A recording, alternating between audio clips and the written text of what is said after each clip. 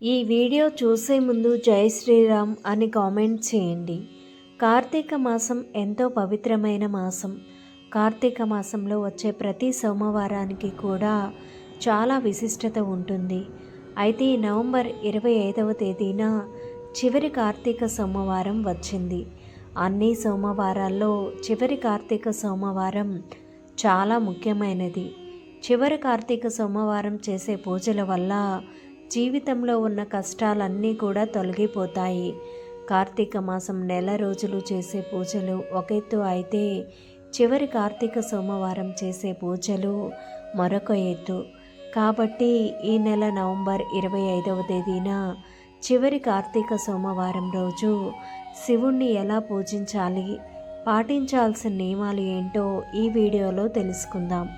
ఈ చివరి కార్తీక సోమవారం రోజున తెల్లవారుజామునే నిద్రలేచి చన్నటి స్నానం చేసి బ్రహ్మ ముహూర్తంలో ఇంట్లో పూజ చేసుకోవాలి. కొబ్బరికాయలో త్రిమూర్తులు నివసిస్తారు కాబట్టి ఈ చివరి కార్తీక సోమవారం రోజు ప్రతి ఒక్కరూ ఖచ్చితంగా నారికేళ దీపం వెలిగించాలి. కొబ్బరి చిప్పలో దీపం వెలిగించే దీపాన్నే నారికేళ దీపం అంటారు. కాబట్టి ఈ చివరి కార్తీక సోమవారం రోజు ఉదయం ఇంట్లో పూజ చేసేటప్పుడు కొబ్బరి చిప్పలో నువ్వుల నూనె పోసి మీ పూజ గదిలో దీపాన్ని వెలిగిస్తే అంతులేని ఐశ్వర్యం లభిస్తుంది. పచ్చి కొబ్బరి చిప్పలో ఆవు నెయ్యి కానీ నువ్వుల నూనె కానీ పోసి 3 ఒత్తులతో దీపం వెలిగించాలి. ఈ నారికేళ దీపం వెలిగిస్తే మీ జన్మ ధన్యమైనట్లే అని పండితులు చెబుతున్నారు. ఈ కొబ్బరి చిప్ప దీపం వెలిగించలేని వారు 2 పిండి ప్రమిదలు తయారు చేసి వాటితో దీపారాధన చేయవచ్చు.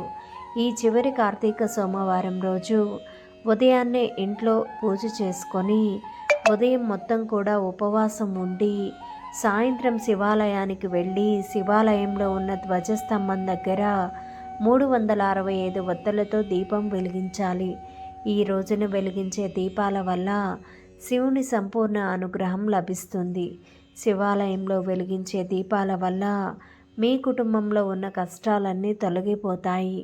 అంతులేని ఐశ్వర్యం కలుగుతుంది. శివునికి అత్యంత ప్రీతికరమైన వాటిలో విభూతి ఒకటి కాబట్టి ఈ కార్తీక సోమవారం రోజు ఎవరైతే విభూతిని పెట్టుకుంటారో అలాంటి వారిని పరమేశ్వరుడు అనుక్షణం కాపాడుతూ ఉంటారు. మరీ ముఖ్యంగా ఈ చివరి కార్తీక సోమవారం రోజు సాయంత్రం సమయంలో మీ ఇంటి గుమ్మం ముందు 2 మట్టి దీపాలు వెలిగించాలి.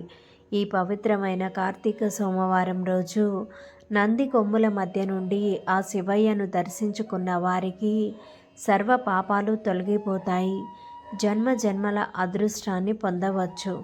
మరీ ముఖ్యంగా ఈ కార్తీక సోమవారం రోజు శివుడికి బిల్వపత్రాలు సమర్పిస్తే ఆ శివుడు సంతోషించి మీరు ఏది కోరుకున్నా సరే అది ఖచ్చితంగా నెరవేరుస్తాడు. అలాగే గన్నేరు పూలతో శివుణ్ణి పూజించిన వారికి విపరీతమైన ధనలాభం కలుగుతుంది. ఈ కార్తీక మాసంలో శివుడికి ఎన్ని పూజలు చేసినా శివలింగానికి అభిషేకం చేయకపోతే మీరు చేసే పూజలకు ఫలితం ఉండదు.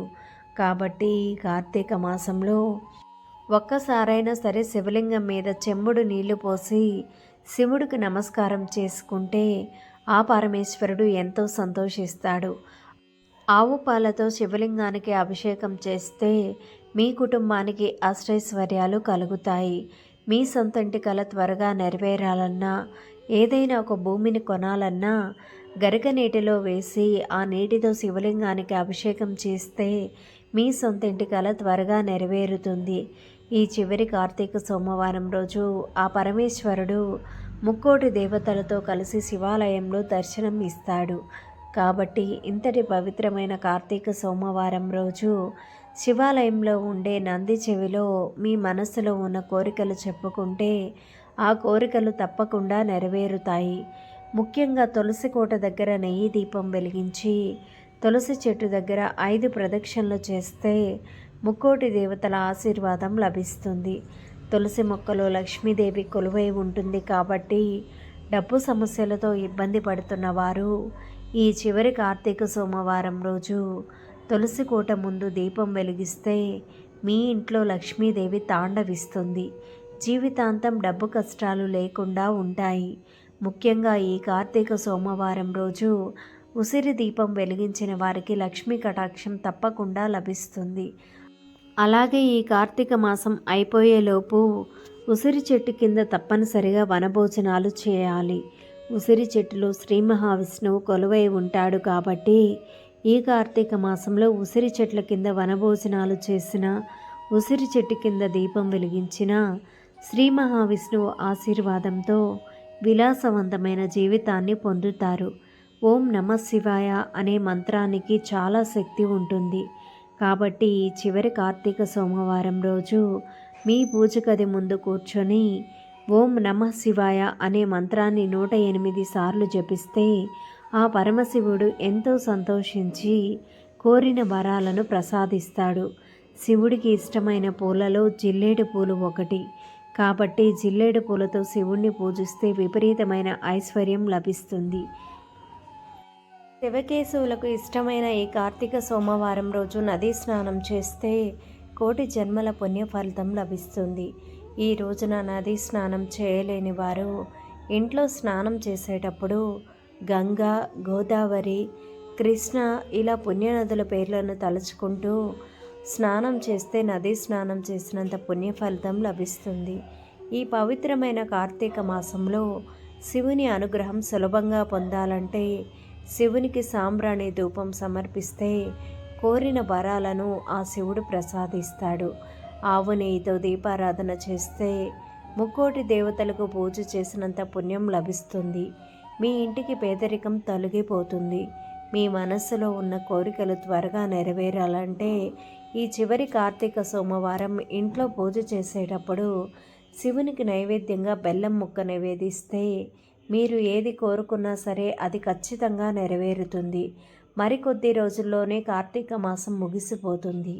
కాబట్టి కార్తీక మాసం ముగిసేలోపు కార్తీక పురాణం చదివినా కనీసం విన్నా సరే 7 జన్మల పుణ్యఫలం దక్కుతుంది. ఈ కార్తీక మాసంలో ఇంట్లో పూజ చేసేటప్పుడు శివ చాలీసా పారాయణం చేస్తే మీ కష్టాలన్నీ దూరం అయిపోతాయి. ఈ కార్తీక సోమవారం చేసే దీపారాధన వలన జన్మల పాపాలు తొలగిపోతాయి. కార్తీక సోమవారం చేసే దానాలకు అత్యంత విశేషమైన ఫలితాలను ఇస్తుంది. ధన్యవాదములు. ఈ వీడియోని లైక్ చేసి మా ఛానల్ని సబ్స్క్రైబ్ చేసుకొని సపోర్ట్ చేయండి. అలానే ఈ వీడియోని కనుక మీరు చివరి వరకు చూసినట్లయితే జై శ్రీరామ్ అని తప్పకుండా కామెంట్ చేయండి.